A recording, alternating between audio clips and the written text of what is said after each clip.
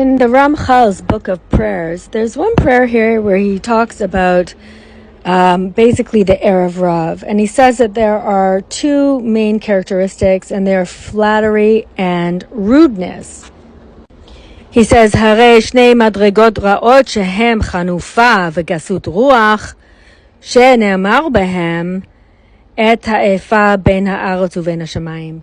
That these also mafrid, do a perud, separate between the heavens and the earth. He continues to explain that the Erev Rav, that they are shehem beneha shalilit shivcha ra'ah, and that this is the maidservant, the evil maidservant, that is basically the female companion to the Satan. And so these are like the Erev Rav are like the physical, the physical form of the spiritual children of the Satan. Yes, these people are in our reality, and there are 5 different groups of the Erev Rav. So he's telling us, the Ramchal, that there's some of the characteristics, so we can see how people behave, and also their outward religiosity and piety. But the more important pnimiut, the understanding of the Torah and the fulfillment of the commandments, it's not done. It's not done properly. This is Erev Rav. So in this psalm, in this Tehillim, 139, David HaMelech is also talking about the fact that God knows all of the things that we're thinking about and that everybody's thinking about. He created our minds. He's our creator, so he's aware. So it says later on towards the end in 139, 21, it says, "O Hashem, I hate them, and with those who rise up against you, I quarrel. With the utmost hatred I hate them. Enemies they have become unto me." So here we learn that sometimes it's proper to hate people. So I found this very interesting because in my own reality, I see a lot of people that basically I think are doing a huge Hilul Hashem all the time. They're aggressive. They're rude. They don't seem to be following any of the laws of the Torah. And I find myself basically hating them. And I mostly hate them because they turn people off of the Torah. We see a lot of these people, especially in Israel, a lot of the people who do not follow Torah and will not become, religious or anything because they see the Hasidim, basically, what they think the Haradim and their neighborhoods and everything that goes on here. And it causes them to hate the Torah. That's what happened to me for most of my life. I was not interested in Judaism because I see these people. These are the Orthodox Jews.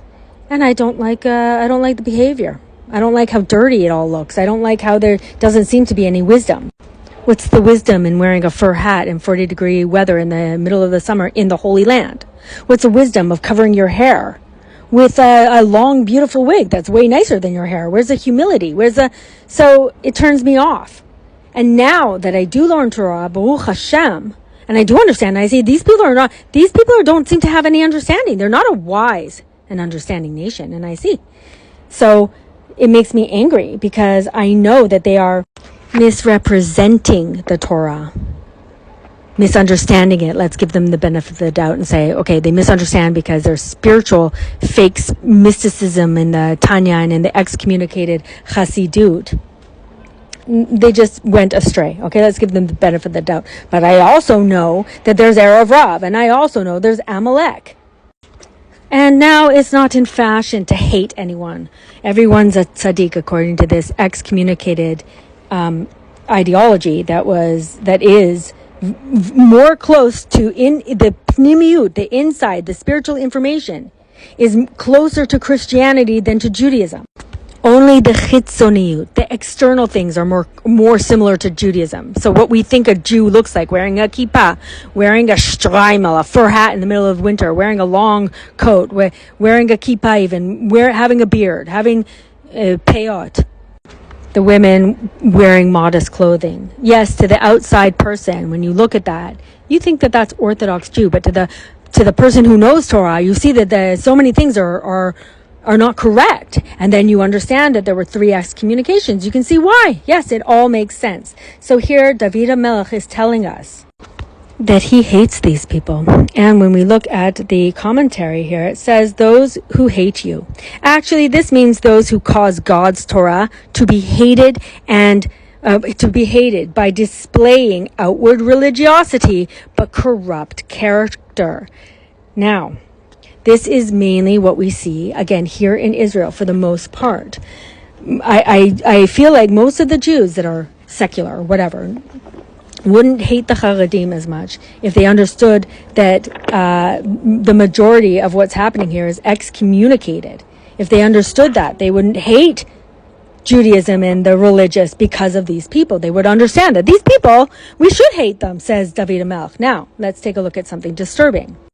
So because I know from reading the Ramchal's prayers who the Erev Rav are. And I know because I live amongst them and I experience this. And because I have lived amongst them and experienced this and understood that they're not following the halakha and they're not following the Torah. And I know from when I was not a Torah observant Jew that I looked at these communities, and I rejected Judaism because I thought this was Orthodox Jewry. So when I read this, I understood. Okay, let's see what it says. And I went to this book, the Art Scroll book, for Tehillim.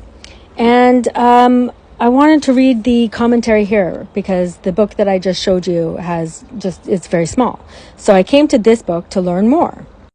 And as I have mentioned in several different videos, all of our information has been corrupted by these people. They have snuck in their excommunicated information into all of our mainstream books. So I'm not here to learn excommunicated information that's in the Tanya. I'm not here for that. But what do I find in a commentary in just a mainstream book? Yes, I find once again that they've snuck in this information to make it look like it is legitimate. When in actuality, these books, in the second excommunication, it was made clear that these books are banned. Anyone possessing them is himself in excommunication. So now, after everyone has basically forgotten the fact that there are 3 excommunications that exist, okay, they have now become integrated into normative Judaism.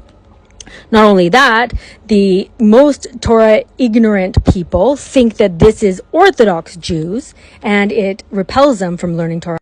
And now they are inserting this excommunicated information into our mainstream books. So now, if you don't know that there are 3 standing excommunications that were never canceled, and you don't understand, you may read this book and you may see this comment about the Tanya, which says it emphasizes that actually King David got it wrong. And so did all of the Torah Jews throughout the centuries until this excommunicated crooked ideology of Chassidut came up in the 1800s and was quickly put down in excommunication. And their ideology, like Christianity, says, don't hate the sinner. Hate the sin. Don't hate the sinner. Hate the gain. Don't hate the player. But this is not the correct way to think about things because now we don't think, now we can't say anything about anybody. That's Lashon Hara. That's what we understand now about Lashon Hara from people who mixed in with the Hasidim. So thanks so much. But there were 100 years also of mitnagdim, and I've did so many different videos explaining from Isaiah 65:11 the spiritual forces of Mani, Gad, and this is what we see in the name mitnagdim, Mani, Gad, and Met.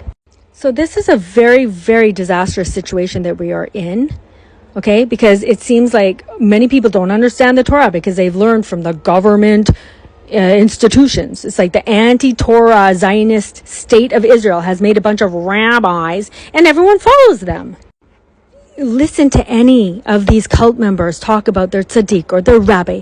They're clearly doing shituf, pairing the name of the Holy One in heaven with something else, with the rebbe, with the tzaddik, with the admur, with the new guy. Understand the things that you're seeing in front of your face. They say of everything worship this. This is your God. Oh, the holy chair. Oh, the holy ladder. Whatever. Don't be led astray.